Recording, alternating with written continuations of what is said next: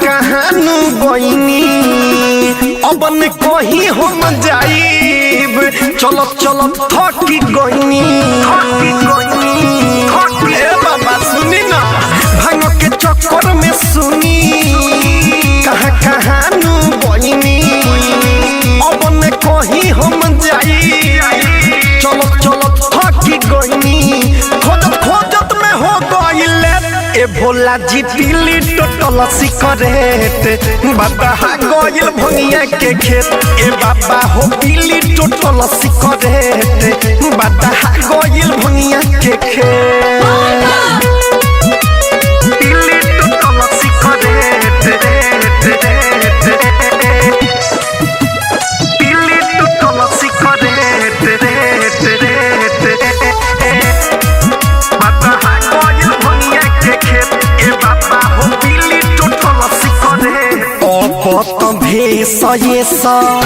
बेसल बनाई तोहबेन करी है सब केहू बराई सुनी ना अब तो बेसल बनाई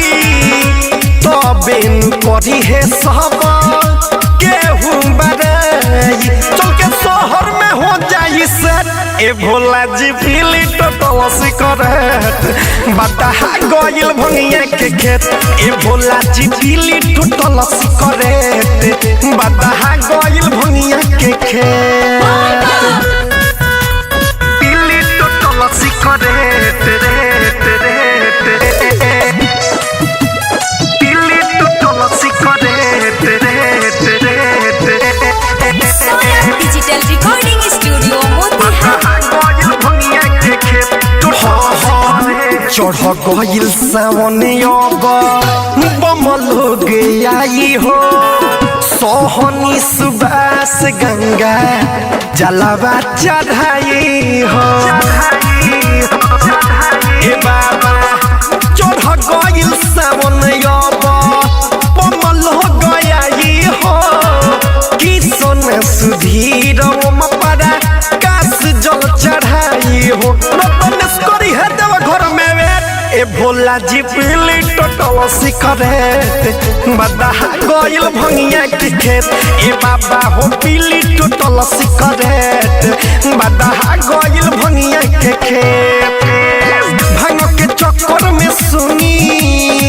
कहानू गईनी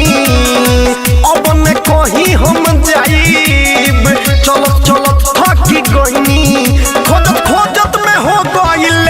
ए भोला जी पीली टोटल सिकरेट